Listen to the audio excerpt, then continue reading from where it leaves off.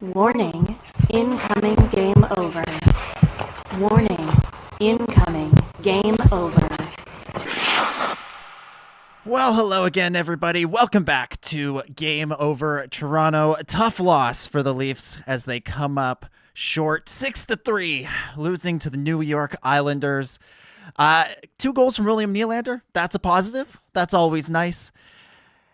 Not sure what other positives we can take from this one, but, without the captain again, so maybe we give him a little bit of leeway. Let's talk about it. Let's work through this game, work through how we're feeling about it right here on Game Over Toronto. My name is Dominic Jones, and with me, once again, we got Zach Payne. Zach, good to have you back, buddy. How are you feeling about that game?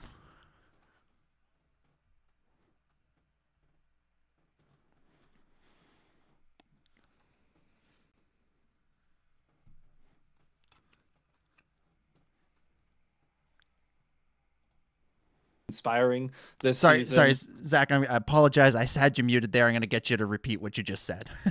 Oh, that's awkward. Well, that's my bad. I apologize, everybody.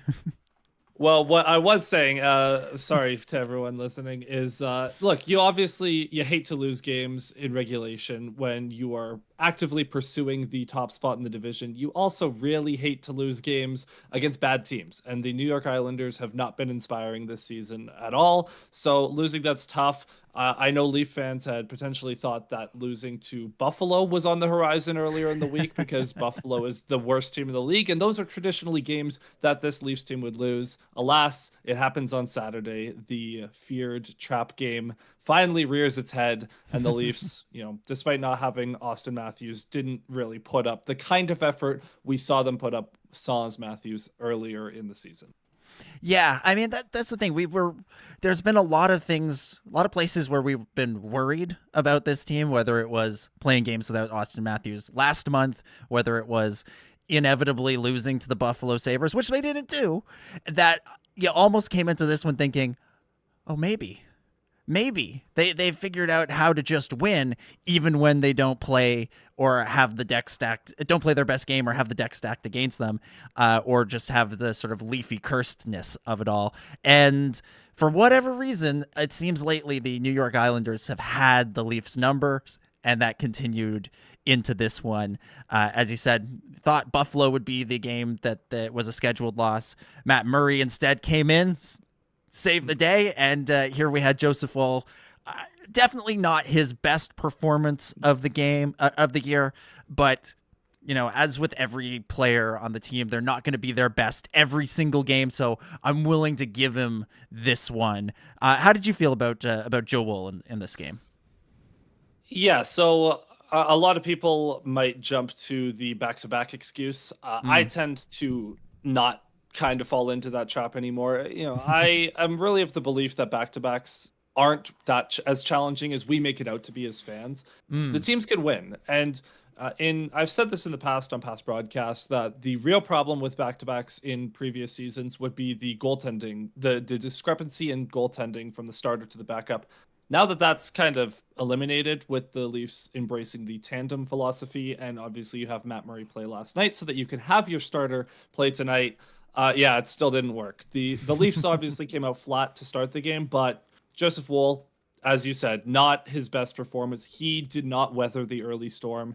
You see it often with teams, and the Leafs especially, where the first 5 minutes they might come out a little flat, and you just need Stolarz or Woll to make a couple big saves early on, but that didn't happen tonight. The Islanders jumped out to a quick lead, and the Leafs never recovered from that. You had Craig Berube had to call a timeout 5 minutes into the game, which is really rare. You hate to see that.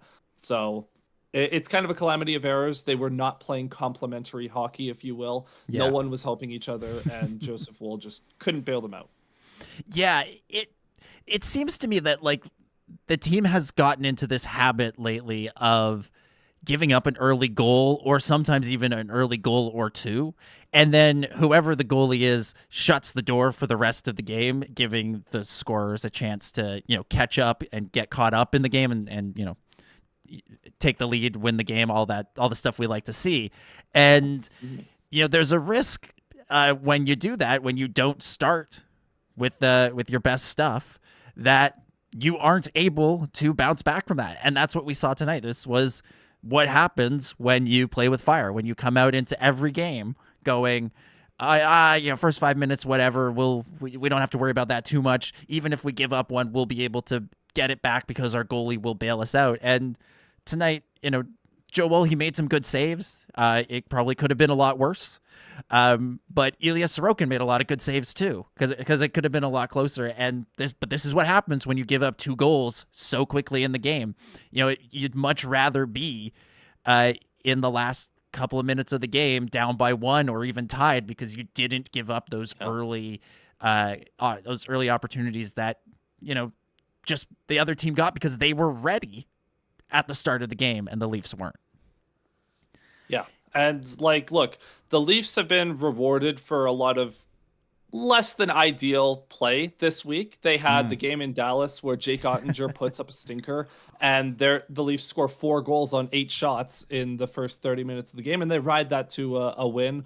They have even the game in Buffalo last night where they win because 2 disallowed goals against. One of them led to a 4-minute power play that they end up scoring on. It was just a very unique situation. The Leafs have not had a good week, quite frankly. They just have not played their best hockey. No. And they didn't again tonight, and it finally caught up to them, which honestly, good, because they did not deserve to win.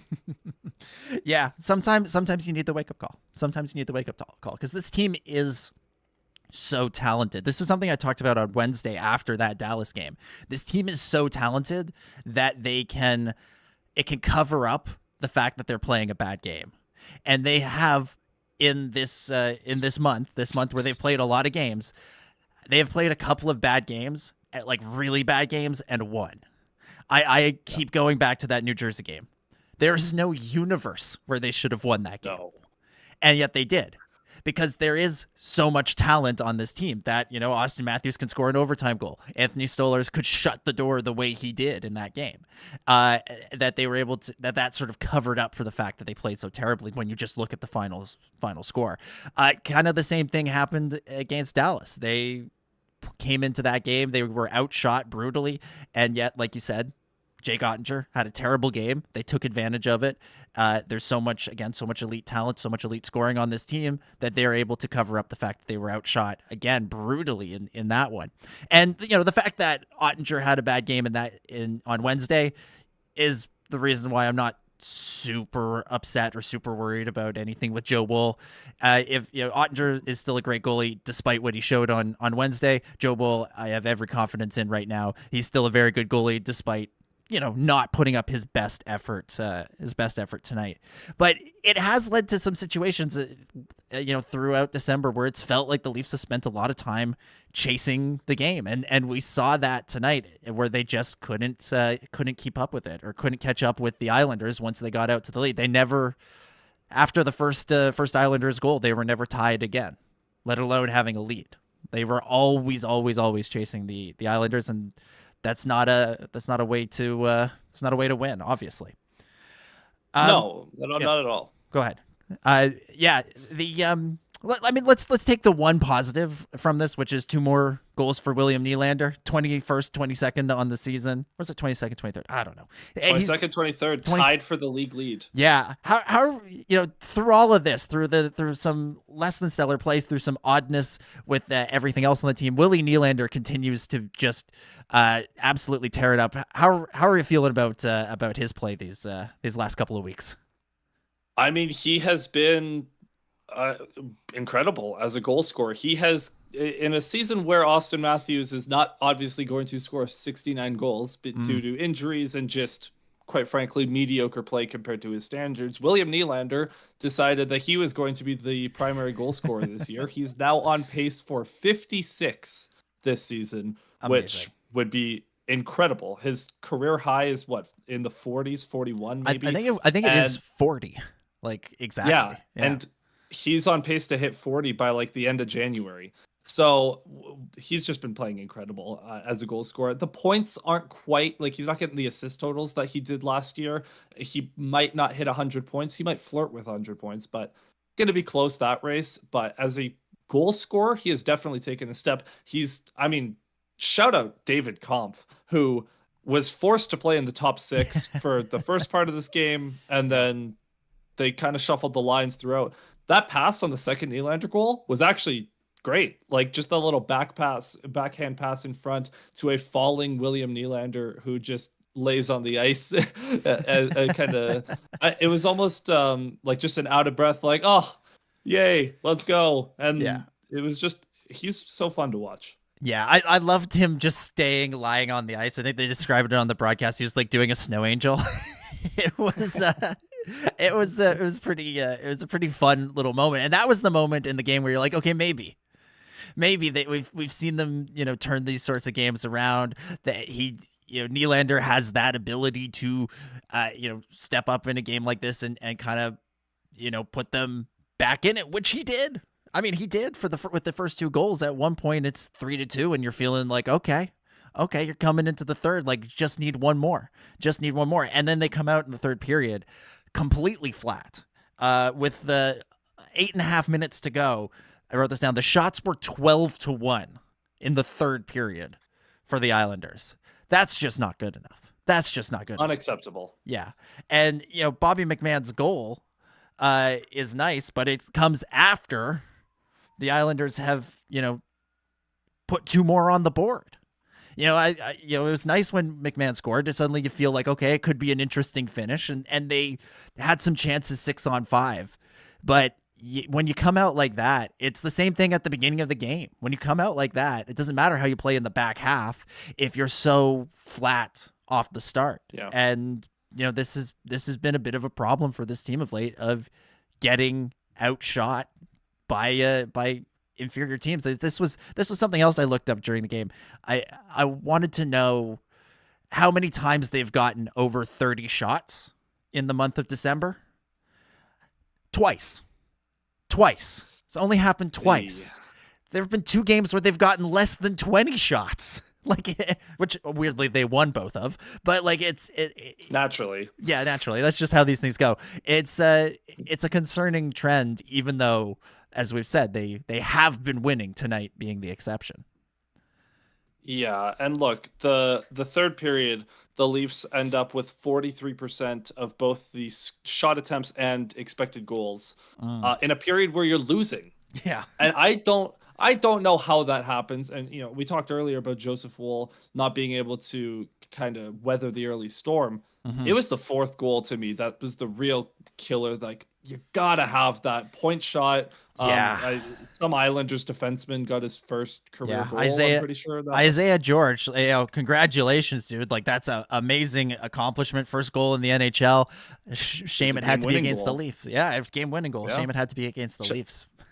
So shout out to him, but that's the one where, to me, I'm like, Woll, you have to save that, because you're trying to come back. You let in a few early ones, whatever. You have the rest of the game to make it up. But in the third period, you come out flat, and then you give up another one, and then there's a deflection goal moments later to really put the game out of hand. It was the same sort of stuff where it just was not complimentary hockey. Woll couldn't help them. They weren't giving him much offense to help the Leafs get back in the game in general. So it was just bad all around. You cannot get outplayed like that, though, in a period where you're losing. Mm-hmm. Yeah. It was, again, you don't want to give them the excuse of the back-to-back. Lots of teams play back-to-backs. The amount of hockey that they've played in December, again, probably factors into it. But like you've said, you cannot be giving up games where you don't even get a point when you're in a chase for the top of the division. That's a bad look. It's a bad look. You want to be in it to the very end at the very least, and they did not do that here tonight. Any other sort of big things that jumped out at you before we move into the second period, where we'll touch on some of the line adjustments and things like that? That would have been my comment, but we'll do that in the second period. All right. Well, then let's move on into the second period. As we do, we of course want to remind you to make sure you're subscribed to all of the Game Over, various Game Over channels. Of course, starting with Game Over Toronto. That way you'll never miss episodes of this show live after every Leafs game, and then in your podcast feeds if you subscribe on Apple Podcasts, Spotify, all that stuff. afterwards. It's there for you the next day if you can't tune in live. So subscribe on YouTube, subscribe on your podcatcher, and of course make sure you're following at Game Over NHL on Twitter, at Game Over Network on Instagram. We're on Bluesky, on Facebook, all the usual suspects. Make sure you're following and check out the other shows too. If you're watching a Senators game, tune into Game Over Ottawa afterwards. Same thing with a Flames game, a Canucks game, an Oilers game, a Habs game, or even a Jets game. You can catch them all and hear some great analysis from some really interesting up and coming hosts. So check that out. All right, let's get into the second period. There was a lot of line adjustments that went on in this game. Yeah. But I want to start by asking you specifically about one line that's gotten a lot of attention in the last week, because I feel like it was a line that was specifically designed to give you heart palpitations. And that is the Max Domi, Nick Robertson, and Bobby McMann line. They had a lot of success in the last couple of games, less so tonight. What have you thought of this line, not just tonight, but across the past week? So anyone that has been following these broadcasts all season or following my Twitter posts, I have garnered a bit of a reputation as the biggest Max Domi hater. And I also have been very down on Nick Robertson this season. Mm-hmm. Last Saturday, I did a solo stream and I talked about how the Leafs are not getting depth scoring, primarily because the third line is just not scoring, period. Max Domi at that point had gone like 9 straight games without a point, had 0 goals on the season. Nick Robertson had 2 goals on the season. And suddenly a week later, that line looks a whole lot better. The only thing I will be able to hold my hat on is I said the McMahon, Domi, Robertson line was a fun concept. It was a fun idea. And I had no idea that it would become this. I jokingly, when Max Domi came back from injury, I made a meme from the Morbius movie. Remember when everyone was saying it's Morbin time? I made a it's Domin time meme, and ever since then, Max Domi has decided to light the world on fire, make me look like a complete idiot. I've had to tweet multiple times how uncomfortable I was with this level of Domi success. And, Habs fans, primarily Kay from Game Over Montreal, she was very quick to point out that this is just Max Domi. He is either very bad or very good. There's not much in between. And we are in one of the good periods right now where we have peace on earth for a little bit. But it's very Christmassy. Peace on earth and goodwill towards Max Domi. So, to go back to my comments last Saturday, did not foresee Max Domi scoring like 3 goals this week. Nick Robertson, I did say he needed 3 or 4 games where he just bangs in a couple of goals and we look at him completely differently. Well, look at that. He scores in 3 straight games. Suddenly we're looking at Nick Robertson a lot differently, aren't we? Yeah. And Bobby McMann, he refound his scoring touch. Obviously, he's scored a couple goals in a row. That whole line has just been buzzing. And when they are on, if they're going to play at that level, it would make the Leafs a lot better. Yes. Yeah. I mean, that's something that the Leafs, like you've said, have desperately needed this year is more secondary scoring. And the guys who you expect to get that secondary scoring from, a lot of it are Domi, Robertson, McMahon. They're the guys who will cycle in and out of the top 6 here and there, but they're by and large going to be kind of in this third line role.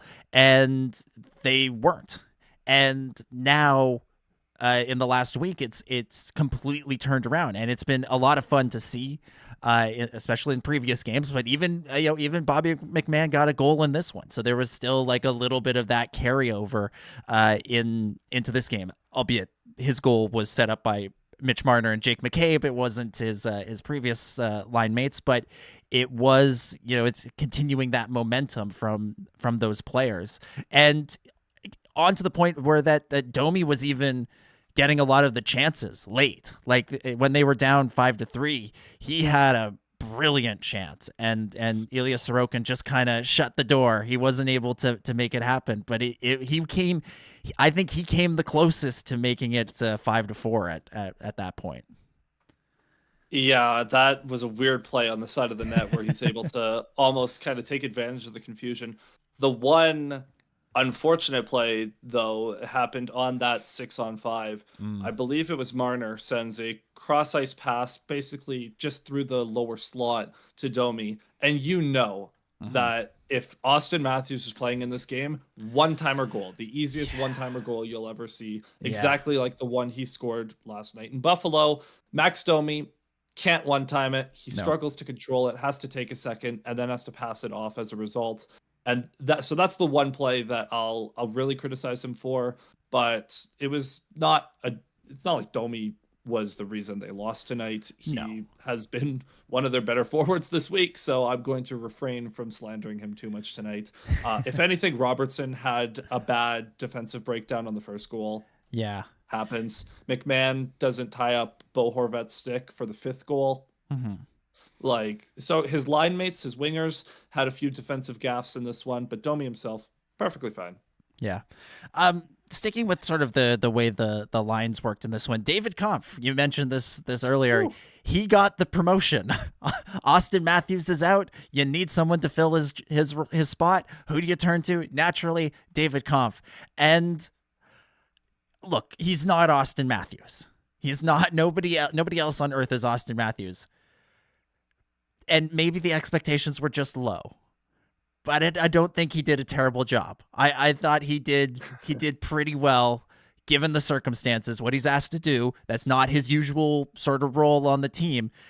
I thought he did fairly well. I think if they had asked me prior to the game, I would have suggested Connor Dewar in that spot. He's got a little bit more of an offensive mindset, but Kampf's got the experience playing on this team. And so he gets the nod. He winds up assisting on the second goal. He's in there in the mix on a couple of other chances. I'm not advocating for this to be a permanent solution. It does highlight the fact that the Leafs desperately need at least one more center, probably someone who can fit in that second or third spot, so that if Matthews or Tavares goes down, you can just bump them up into that spot without having to say, "Hey, David, here, meet your new line mates, Mitch Marner and Matthew Nyes. Good luck." It does highlight that. But for today and probably Monday, okay, I'm fine with it. Like that wasn't. It didn't go badly. Is all I'm getting at. It didn't go badly. It didn't go great, but it didn't go badly. Yeah, well, it's crazy how quickly you miss Fraser Minton all of a sudden, right? Yeah. This game, look. Coming into this game, we just talked about the third line that had been playing so well. That's the reason that David Kampf finds himself in the top 6 is you desperately want to keep that third line together. They end up going away with that anyways, and they have some unique line combos to end this game. But so we start the game, right? Pacioretty, Tavares, or Nylander. That's the second line that's been working great. Yep. Let's keep it with it. That's the top line tonight. Nyes, Kampf, Marner. Well, we discovered that Mitch Marner can kind of play with anyone, so why not, right? Third line, we just talked about. Fourth line, who cares? And then as the game progressed, we quickly got to a top line of Nyes, Kampf, Nylander, and then McMahon, Tavares, Marner, Pacioretty, Domi, Robertson, I think was the combo. And then again, fourth line, who cares? Yeah. So, I mean... I can't say that lineup inspires the most confidence in the world. But when you have Domi, Robertson, and McMahon playing as well as they have been, you can get by. Nylander scores off of a David Kampf assist, as we mentioned earlier. So maybe it's not so bad in a pinch. I wonder if they will recall someone just to kind of give them another option. Yeah. Considering how much this coaching staff and this organization seems to love Pontus Holmberg's versatility. You got to wonder about that, but for today and for Monday, we'll see. Yeah, it would have been like if they had if I'd looked at the lineup pregame and seen Pontus Holmberg in the middle of a second line, I probably would have just sort of shrugged and gone, "Yep, that's about par for the course. That's about how these guys do things." But when you saw David Kampf, you're like, "Oh, wait, hold on." This is me just not knowing something. I know there's the trade freeze in place. Does that also apply to like call-ups? Because For the Leafs, it's one thing. You call someone up from the Marlies, they're theoretically in the city. You're not taking them away from their family necessarily. But other teams where, the AHL affiliate is elsewhere, it could create more of a problem. The idea of the trade freeze, you're not messing up anybody's Christmas, anybody's winter holidays, anything like that. So I could see them trying to avoid that with a sort of minor league call-up situation. But because you're right, you mentioned Fraser Minten. Like there's the solution. If you can't make a trade and you need someone to come up and play, second or third line center, I think you go back to the kid. He played so well during his time up here that, yes, you want him to continue to develop with the Marlies, but with Auston Matthews down, he's going to get opportunities here. So why not bring him back up and give him the opportunity? So this is just based on 2 seconds of research, but per NHL PR, the freeze halts all trades, loans, and waiver activity. So that includes injured reserve, non-roster status, including waivers, trades, and loans. So I assume that means you cannot call anyone up. So we'll potentially see Minten again in the new year. It really just depends, though, because we have no idea what the status of Auston Matthews is, right? Yeah. It puts a giant cloud over all this. So, if it were up to me, I would personally enact the Kucherov policy and just put him on LTIR for the rest of the season. See you in the playoffs. And let's go acquire the biggest fish at free agents or at the trade deadline, and see what happens. That won't happen, though. He's not scoring 60 goals this year. He's not going to win another Rocket or another Hart, likely. So, yeah, there's no personal glory to be had from keeping him around with the big club. So yeah, put him on LTIR. I don't know. We'll talk a little bit more about the Matthews situation in a second. But yeah, I think if this is another one that drags on, it's Fraser Minten's time to shine. I think he gets another look. As fun as it was to have the Nylander brothers playing together, I don't think you're going back to that anytime soon. I think Alex Nylander can continue to tear things up for the Marlies, and his brother tears things up for the Leafs, and will give the kid another opportunity up here. Alex is a great 15th forward. Yeah. It's true. The other combination that the Leafs have been trying a lot in terms when it comes to the forwards has been Tavares and Pacioretty. Split them up for portions of this one. Is that one you think they're just likely to go back to? This was just a function of this game in particular, or do you think maybe it's time to look at breaking the two old men up?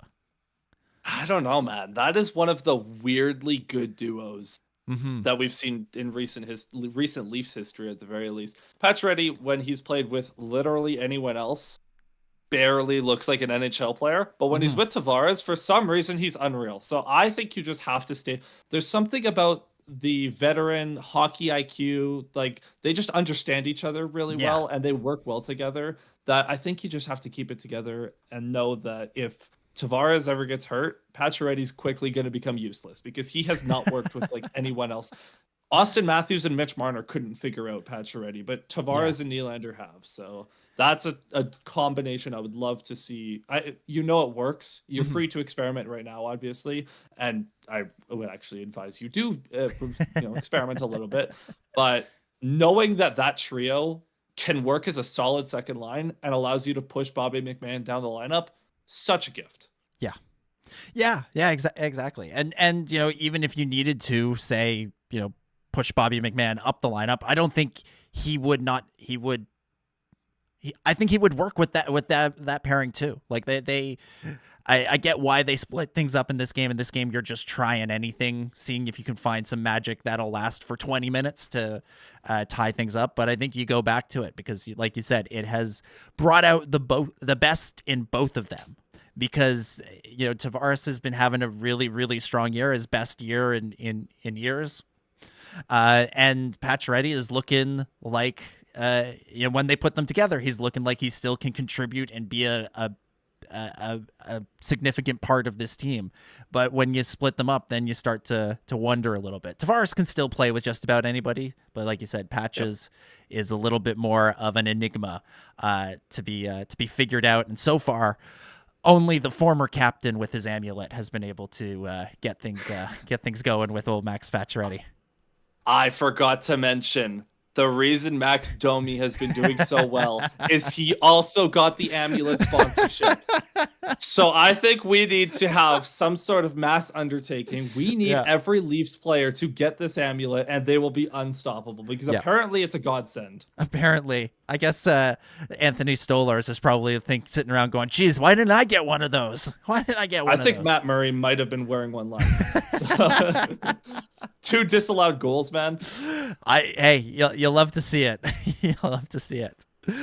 Oh man. All right, let's move on into the third period, and as we do that, we'll remind you, if you want to support Game Over in other ways, you can get some merchandise. You can get some merchandise and represent Game Over when you're out and about. Maybe you're going to a Leafs game, a Marlies game, a Scepters game, or just walking around town and you want to show people what you're listening to. You can get merch for Game Over Toronto and all the other Game Over shows by going to thegameovernetwork.com. The promotion is still on. It's on until Christmas. If you want to get 15% off hoodies and beanies, you can use the code GO Holidays, like Game Over Holidays, or like you're cheering for the holidays. Go Holidays! That gets you 15% off at thegameovernetwork.com, where you can get some great merch and help us spread the word about Game Over and all the shows that are going on here. All right, we've addressed it a little bit. We've mostly avoided it. Let's talk about the Auston Matthews injury. He, of course, missed great portions of November with his travels over to Germany to have his hand looked at. All the while, he was day to day or week to week, and now he's back, being injured, back to missing time after playing in a couple of games. Cross-check in the Buffalo game led to him re-aggravating whatever it was that has been bothering him. And let's be honest, the cross-check may have re-aggravated it, but I don't think what it was ever really went away. He was playing well by normal person's standards, but not by Auston Matthews' standards prior to going back on the... or prior to missing today's game. What was your reaction when you saw that, oh, he's injured again? Because I found out, I was at the Toronto Scepters game today. I found out because there were 2 dudes behind me having a conversation about the Leafs, and one of them went, oh, I saw that Matthews is down again. I'm like, I just sort of put my head in my hand going, oh, geez, not again, and immediately went to social media to have it confirmed for me. But what was your reaction when you heard the news? It's hard for that not to be universally the reaction for Leaf fans, to just, oh no, here we go again. And in case you were hoping to have those fears kind of dealt with, Craig Berube, just moments ago on Auston Matthews' status, I'm hoping here with the break coming up, he can get some relief, feel better, be ready to go, recharge. That's really all I can say about it, is hoping. We're hoping. Which, look, we're going to call him day to day again. You're not going to see him until the new year at the earliest, I would reckon. Yeah. And probably a few weeks into January at that. So I hope you enjoyed watching the Leafs without Auston Matthews, because it's back to that time again. Yeah, and like we were talking about a moment ago, probably the roster freeze has something to do with it being day to day for the time being. I suspect maybe if we get to, December 28th and they're still looking at it going, we don't know what's going on here, maybe you shut it down for a little bit longer and just intentionally tell him, like, let's not even pretend that you might play next week. Let's have you sit down for 10 days and see if you can get whatever it is that ails you figured out. Because, it's probably the roster freeze is the reason he's not on IR. Is realistically the outcome that is what I would predict. Like, the most likely outcome is that he's going to be on IR. They just aren't allowed to right now because I guess it's a decent rule for people who aren't NHL regulars and they have an AHL team in a different city so that they don't have to move over the holidays. But Yeah. But it's for star players, it's annoying. Yes. it's very, very strange. But I'm sure it'll be one of those like retroactive IR things that doesn't. Maybe. I don't understand how or why that's a thing, but I'm sure there's a way to make it happen. Yeah, I guess supposedly if he couldn't play, then we're going to get to the 28th and they're going to say retroactive to, what's the date today? The 21st? Yeah, 21st. Retroactive to the 21st. Auston Matthews is on IR, so technically he only has to miss 2 more days or something. Like, very weird language around that. Yeah, it's strange the way this has been handled, right? Where it was day to day. And it stayed day to day for a long time. And then he's, off having it looked at by specialists in other countries. Then he comes back for a period and it's clear he's not 100%. No. And he goes back in. And, I've seen some commentary from folks about how, secretive the Leafs are with this stuff. People were comparing it to the Stolar situation where it sounded like, oh, he'll be good to go in a day or so. And then all of a sudden he's shut down for 4 to 6 weeks because there's something has like fallen out in his knee, which is scary sounding. It's got a little pebble. Yeah. Which is scary sounding. That sounds like one of those medical things that just happens where, you think you're fine and then they do the last test to make sure and they go, oh, wait, no, actually there's a real problem here. And it's a good thing we did that last test to check it out. The Matthews one, it's just weird. It's just bizarre. It seems like there's something more serious going on there that they can't figure out what it is. And that's concerning given the role and the importance of this player to this team. And because it clearly is the sort of thing that he can play through to an extent, but it's still hampering him from being the version of Auston Matthews that we need him to be. Yeah. And that leads us to a potentially really unfortunate and scary situation. Because it is seeming increasingly likely that the Leafs are going to load manage Auston Matthews throughout the regular season. Mm-hmm. We're going to get to the playoffs, and they're going to trot out this version of Auston Matthews that's playing at about 80 or 90%, and then he's going to get surgery the second the season's over.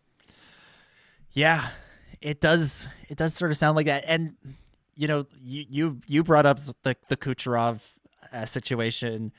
The Vegas Golden Knights it's almost become a joke that they do this every year. Though, if the Leafs did that, it's getting shut down immediately. There's no way Toronto would ever get. Yeah, but I think if you're Brad Treliving, you know what? Just do it. Make the league say no. Until they say no, say, you know what? All these other teams are doing it. I'm going to do it. And make Gary pick up the phone and call you and say, hey, Brad, sorry, but we're not allowing that anymore. Or make it be written into the next collective bargaining agreement. Would be more terrified you're going to get, hey, Brad, I'm taking your first round pick. Knock this shit off. I mean, that's true. Then you got to send Brendan Shanahan out there to do a press conference like Michael Andlauer did with the Sens after they took away his. I'm sure it won't actually come to that, but I guarantee you, if the Leafs were to put Auston Matthews on LTIR for the remainder of the regular season, and if he returned immediately in the playoffs, there'd be obviously a lot more eyeballs on it, and because of that. Yeah. People complained when the Leafs had their prospects come to Toronto in the summer to train. Yeah. All right. I mean, nothing is above the league here. Yeah. I mean, we were talking about the holiday freeze. They did the thing a couple of years ago where they put them all on the plane on Boxing Day at like 11:30 p.m. And that was too early. And so they got dinged with a fine. So like, there's always more eyeballs on the Leafs when they do this sort of thing. Every loophole gets closed the second the Leafs are the one to fly through. and to which I say, okay, close this loophole. Yeah. Let's go. Let's take our turn going through it, and then let's close it up because make it is the rules black and white. Yes, because it is kind of a dopey rule. I don't blame the teams for taking advantage of it, but it is kind of dopey. So let's take advantage of it and then make them change it. I wonder how many headaches Brendan Pridham gave the league head office over the years with his cap shenanigans. Oh, I'm sure. Gary Bettman had a thing of Tylenol just labeled Pridham for every time he got a call about some sort of Leafs shenanigans. Matthews is going down. Obviously, presents a new but familiar reality for this team. We saw how well they played the last time he was down this year. If we go back historically through the Matthews era, they have played fairly well without him. Tonight, obviously, is an exception to that. Yeah. What is your feeling? What is your sort of hope or expectation for this next little stretch when they will almost certainly be without their best player for, at minimum a week, if not longer?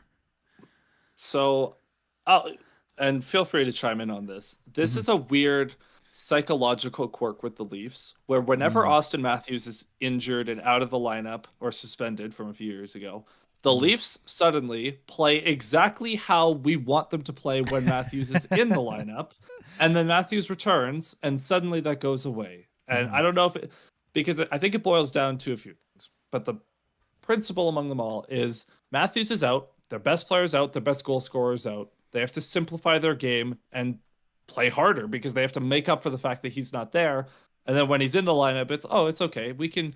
Matthews will bail us out. He's Auston. He scores 69 goals. He scored 60 twice. He'll score a goal in this game probably. It's fine. And then he leaves and it's like, oh, shit, I got to pick it up. Someone else has got to pick up the slack, right? So I don't know what it is, man, but they play exactly how we want them to play when he's not in the lineup. So maybe we'll see that again. That's the hope. The fear is, of course, that this is the time that they forget how to play. that they suddenly everybody who was scoring stops scoring, and suddenly you really find yourself missing those 69 goals, and you really start to worry about it. But like you said, in the past they have risen to the occasion and then drop away from the occasion as soon as he comes back. So you're hoping going into this stretch, whatever it winds up being, that they can do that again. Well, and just think about, Matthews is out of the lineup. Can you imagine how catastrophic, borderline cataclysmic it would be if Nylander didn't score for 5 games? Yeah. Just went on a bit of a cold streak. Oh, yeah. They'd score 1 goal a game. It'd be brutal. I think are they over? I don't even know if they're over 3 a game on the year right now. Let me check that real quick. They're currently they are barely over 3 goals a game. They're 3.12 heading into tonight. That'll tick down a little bit, having just scored 3. So they have not been an elite offense. You lose Auston Matthews. If Marner or Nylander go on a cold streak at all, the Leafs are chalked. This could get bad offensively. Yeah. So it's going to be interesting. Suddenly, the little bit of a spark we've seen from that third line will need to hopefully ignite into a full raging inferno. Let's move on to our overtime period. Of course, if you're listening live, make sure you throw your comments in the live chat for us to address. If you have thoughts on the game tonight, you have thoughts on Matthews going down, fire them off in the YouTube live chat, and we will discuss as we go. As we move into overtime, of course, we'll remind you, if you want to go the extra mile when it comes to supporting Game Over and support it financially, there's a couple of ways you can do that. You can support us on Patreon by going to patreon.com/thegameovernetwork. There's tons of great perks there. You can join up. That's a great way, a great community, and a great way to support us financially. We also have the option, if you are based out of Quebec, to hold on a second. Zach, I'm taking you out of the picture for a second here. Yeah, that's fine.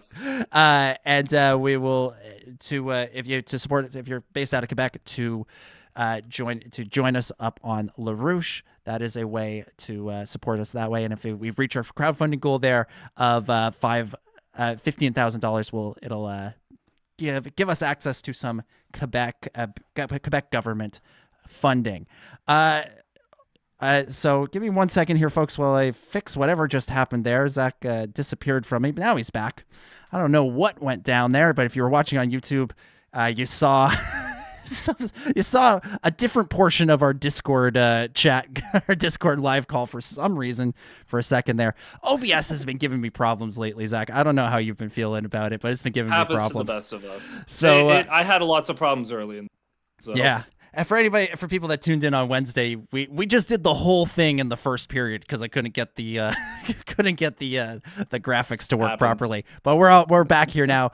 We've got a couple of comments here in the live chat I want to go to. We'll start with one from David W, who says the excuses are over with respect to not earning standings points in more than one of any set of games on consecutive calendar days Eastern time, and it's time for Coach Berube to, figuratively speaking, go nuclear with the strategy. It's not like the Leafs will stop playing games scheduled on back-to-backs this season, but things could have gone much better, and blame for that partly falls on Joe Wool.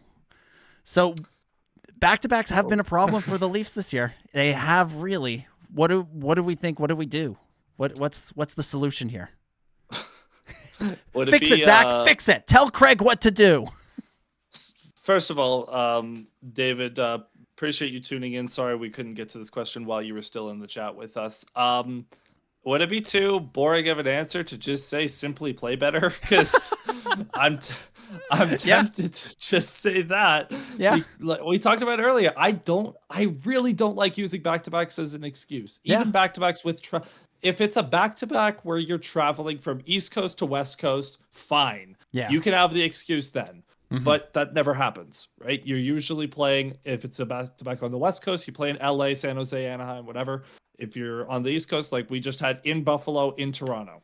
Yeah. That's basically a back-to-back at home, which is fine. You should be able to, win those games, or at least play better in those games consistently when they happen repeatedly. So I don't have a concrete answer on this. I don't think that the Leafs have any fatigue issues, quite frankly. Mm-hmm. Just play better. Yeah, they have played a lot of games in December. I will give them that. Yes, that is true and fair. But they also got that really nice portion of November where they got a lot of days where they didn't play, and they got a lot of opportunities to rest and heal. And so now you're paying for that, and that's sort of the cost. The cost benefit analysis of the schedule, that you just kind of have to take the good part and deal with the bad part. And so, play better. It is kind of the ultimate answer to this, even though it is, it is, that could be the answer to all of the questions we have here. Hey, what should Nick Robertson do? Play better. But do you have a better answer than that? Like, is there anything I'm missing with that? No, I think it's just, they're not playing the goalie back to back. They've tried having, the starter, play the second half of the back-to-back here. It's not like under Mike Babcock where the backup would always get the second half of the back-to-back and just be left out to dry. Like, here is your starter, the guy you extended in the offseason. Here he is in night 2. The veteran guy that you're kind of taking a flyer on, he started night 1. And he did his job. So now you need the other guy to do his job. But yeah, it is just kind of, I think it's a bit of a mentality thing. As we talked about, there's some weird mentality things with the Leafs where they don't start on time. They don't, they let the first goal or two in and early on in the game fairly regularly. They seem to have stopped shooting as much as they need to, which is also concerning. And they have, and now they have this problem with the back-to-backs, and if the goalie can't bail them out, they're stuck. So, and it's an interesting one. To be fair, that applies to a lot of teams. If your goaltending sucks, you're in a lot of trouble anyways. Yeah, and the Leafs this year have had the benefit of having some spectacular goaltending that has bailed them out a couple of times. So sometimes they need to. Sometimes the skaters need to return the favor, which they could have and should have tonight, but didn't. We've also got one here from Reaper1XXX who says, just tuning in, not a Leafs fan, who steps up when the captain is gone? Maybe that's the difference. Whoever that guy is takes a step back when the captain is in. So this is going back to our conversation about the Leafs when, how they play better without Auston Matthews. Who steps up? It's Tavares, former captain, Marner, Nylander, like... It's everyone. That's the problem with this question is it's everyone steps up and then everyone plays worse. It's a very weird, it's purely mental. You have to kind of be you have to consume a lot of Leafs content and watch a lot of Leafs games to truly understand the essence of the bizarreness of this team. Yeah, how weird the Leafs are. There's a reason that, I talked about it last Saturday. There's a reason they never come in first in the Atlantic, and it's because they are just weird in how they play, and they're not consistent really at all, especially when it comes to how they tackle injuries, because they will look like the best team on planet Earth when they have 45 guys missing from the lineup, but they could be perfectly healthy, and they'll lose to the last place team 5-0. Yeah. Yeah. Makes no sense. There's something weird in the air at Scotiabank Arena. I don't know what it is, but and on the team bus and all Leaf spaces, something that happens when you put the jersey on, that they need to work out. And this is not like it's a team that's short on resources. They have every kind of coach, performance coach, mentals coach, like every kind of expert has, I'm sure, looked at and worked on this team, and yet these strange things keep happening. It's almost like they're getting in a trap where you think about it too much and then it becomes all you can think about and you can't think about anything else. I wonder if the Leafs have had so many meetings with their sports psychologists that it would almost be better to not have one. It's almost like, just don't go to therapy, deal with it, except hockey, right? Obviously go to therapy, work on your mental, but in a hockey context, just play. Right? There's no talking it out. You just got to kind of do it. Right? I think the Leafs every single member of the Leafs needs to be visited by 3 ghosts in the next couple of days that just sort of get them to figure out how to play. I think the Leafs actually do I think the Leafs do just need straight up therapy, honestly. Maybe that's the answer. Maybe they're so broken from years of first round exits that they just need therapy, man. They have PTSD. We need the real life version of the therapist from Ted Lasso to come in and sort out this team. I think is I think what we've settled on. All right. Thank you to everybody who fired off questions for us. Thank you to everybody for listening. I think that's where we will wind things down for this episode. Game Over will be back. Game Over Toronto will be back on Monday afternoon game, the last game before Christmas. Zach, I think you've got that one. You're tackling that one. So that should be a lot of fun. I'll be doing that one with, I believe, Ty from Game Over Winnipeg in a crossover episode there. So real quick, also before we go off, Reaper fired off a follow-up question. As far as who steps up when McDavid is gone, Draisaitl is the leader. Who's that guy? It's kind of a combo between Nylander, Marner, and Tavares. They all kind of share that responsibility. Tavares is more of the leadership responsibility. Marner and Nylander more of the talent on ice to kind of keep the ship afloat, if you will. Yeah. It's an interesting, and I mean the Leafs are in an interesting situation where they have a current captain and a former captain on the same team, and you would like to think that in the absence of the current captain, the former captain could slide back into that role a little bit, and it seemed like he maybe did that during November, and maybe he can do that again through the last weeks of December and into presumably January. But yes, of course, tune in on Monday for the crossover with the Game Over Winnipeg for the last pre-Christmas game. Zach, between shows, people want to follow you. What's the best way they can do that?